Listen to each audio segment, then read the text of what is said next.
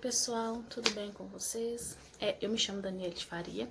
Eu tô aqui para poder ajudar algumas pessoas a conseguirem entender os seus problemas. O problema é esse que eu tenho passado há quase 5 anos e meio, mais ou menos, que é o mioma. O mioma nada mais é do que um nódulo de carne e sangue, né, que dá, e ele se alimenta do seu hormônio. E isso para mulher que menstrua, para mulher que sangra, para mulher que tem todo um problema, todo um ciclo durante todo o mês, é bem complicado. Muitas dessas mulheres, elas não vão sentir nenhum tipo de problema, nenhum transtorno durante a maior parte da sua vida.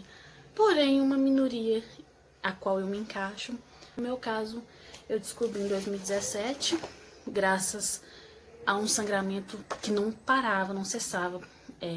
Eu já tinha menstruado no mês e continuava esse sangramento depois de relação sexual com meu esposo. E foi muito estranho porque não parava. Eu falei, não é possível, me machucou na hora da relação, algo do tipo. E aí eu fui parar no posto. No posto eu relatei o sangramento excessivo, eles me mandaram pra maternidade, alegando a gravidez. Na maternidade me mandaram pro posto. E eles ficaram nesse ping-pong comigo, eu me senti, nossa, já psicologicamente totalmente abalada. De tanto que falaram, eu quase acreditei realmente que eu tava grávida, fiz o exame, constatou negativo, já estava mais que desconfiada da situação. Eles me pediram para fazer alguns exames. Então eu fui e fiz meu primeiro endovaginal, gente. Mulher sofre muito. E aí nesse endovaginal relatou que eu tinha um mioma. O médico que fez a endovaginal falou comigo, olha, não pode falar muito, mas que realmente tem um mioma aqui, é interessante você conversar com o ginecologista. Ele só falou isso. Beleza. Fui falar com a ginecologista que estava do posto e ela falou comigo que era só continuar tomando o remédio, que não faria diferença nenhuma naquele momento, porque eu me amo muito pequeno. E eu até anotei o que ela pediu para fazer no dia. E aí, toda vez que eu menstruar, 7 dias depois eu voltaria a tomar o remédio anticoncepcional. Então, foi esse ciclo durante um tempo. Eu fui empregada, graças a Deus, então eu tive a possibilidade de ir para uma clínica particular. E lá eles me pediram novamente uma endovaginal. Eu fui consultada com uma doutora muito querida. Ela me pediu um outro ultrassom, que foi esse aqui. Nesse ultrassom já mostrava que o mioma ele tinha crescido um pouquinho mais. Eu fiz ele no dia 17/12. Do tamanho que ele estava anterior, que era de 2,4 por 1,7, ele foi para 2,7 por 2,1. Então ele deu uma crescidinha boa nesse tempo, porém estava para ser controlada com remédios. Então ela fez a solicitação do DIU hormonal para mim. Então eu iria colocar o DIU hormonal. Depois eu fiz um outro para verificar se o DIU ele estava posicionado bem dentro do meu útero, né? Se ele não tinha nenhum probleminha. Esse aqui foi o exame posterior que foi feito lá no dia 26/2 de 2019 para verificar se tinha ficado certo o DIU. Então, inicialmente eles falaram que os 6 primeiros meses era super normal esse desconforto que o DIU gerava no útero da mulher. Ótimo, vamos lá. A médica sempre me especificando o que realmente aconteceria, que ela fez o tratamento anual, então que era para me voltar.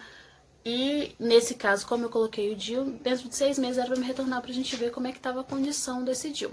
Fui vivendo ali a minha vida parcialmente normal, porque eu continuava sentindo muita disposição, meu sangramento ficava desregulado, eu sentia muita dor, eu cheguei a desmaiar por conta dessas dores. O fluxo menstrual ele era demais. O que o DIU prometia, que era uma possível redução, que era quase 100% de certeza, quase 90% de certeza dessa redução do sangramento, ele não estava fazendo. E estava gerando dores, mais dor do que eu já tinha. Então eu fiquei com esse DIU durante um tempo. Realmente durante um tempo o sangramento ele simplesmente sumia, mas depois ele voltava com tudo. É tipo assim, hoje eu não venho, mas quando eu vi você tá mais ou menos enrolada. E eu fui sofrendo esse processo e tentando. Foi uma época que eu comecei a ganhar muito peso. Eu saí de 68 quilos e fiz um boom no meu peso. Ah, mas então você quer falar que o meu me engorda? Não, quer dizer que eu sou uma pessoa muito ansiosa, que a partir do momento que eu não consigo resolver algum problema, eu desconto na comida. E isso é, infelizmente, um problema, porque como o mioma ele estava bem onde se posicionava um feto, por exemplo, né, que se desenvolveria um embrião, o meu corpo ele começou a reagir como se eu estivesse grávida. Então eu sentia desejo, eu sentia enjoo, eu sentia corpo muito inchado, novamente, fora do período menstrual. Então, era o inferno realmente na minha vida, esse mioma. Era não, é. Ainda não acabou, tá prestes. Então, eu sentindo muito desconforto, muita indisposição, eu realmente comecei a largar muita coisa pra lá, porque eu não conseguia fazer. Eu sou uma pessoa que sou apaixonada por atividade física, e eu comecei a ficar limitada por conta disso. Eu sou... E assim, eu sempre falando com a médica, com a minha ginecologista, olha, não tem como fazer cirurgia, realmente, eu não posso optar pelo... Não, vamos fazer tratamento isso, vamos tentar com remédio, vamos tentar com aquilo outro, sempre tentando empurrar com a barriga. Então, desse segundo exame que eu fiz, que a partir dali eu coloquei o dia, eu comecei a fazer o tratamento correto, com o exame, com o remédio certo que eles passaram, com o controle de fazendo a endovaginal.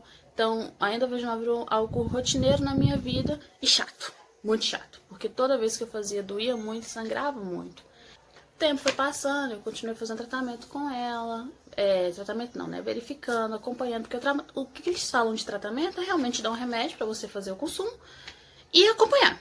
Esse é o tratamento que eles têm para o mioma, que eles me indicaram. Eu saí dessa empresa que eu estava, fiquei novamente desempregada, então eu fui pagar o particular. Fazer isso particular, perto de casa, um doutor que eu vi que pela internet tinha várias avaliações positivas. Cara, se arrependimento matasse, eu estaria morta, com toda a certeza do mundo. O médico, ele chamou meu mioma de demônio, de capeta, e ele queria fazer um exorcismo no meu útero, foi um trem de doido. Ele queria arrancar esse DIU, que o DIU era trem do capeta, e que eu tava sofrendo era por conta do DIU, e que não sei o que. Eu saí de lá horrorizada.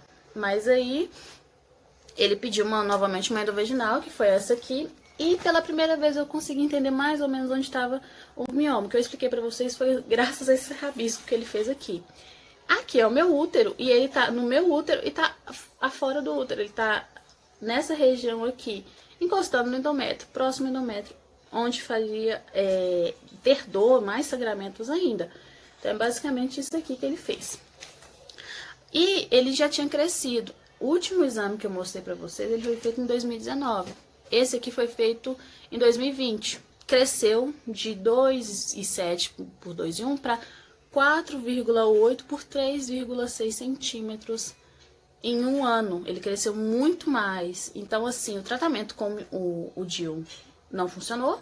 O remédio anticoncepcional de pouco ajudou, talvez tenha ajudado. Ele poderia crescer muito mais. Eu já vi relatos de mulheres aqui no YouTube, de pessoas que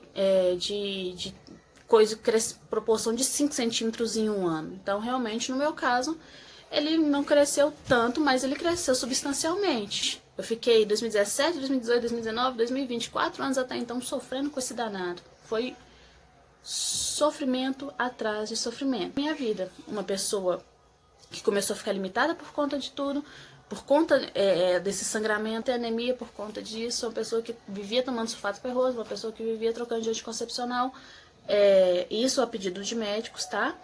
Então, assim, foi uma coisa atrás da outra. Então, ansiedade sim, muito hormônio sim, comia demais, ansiosa demais, desejo demais, e aí foi uma complicação atrás da outra. Perdia peso, ganhava de novo, perdia peso, ganhava de novo.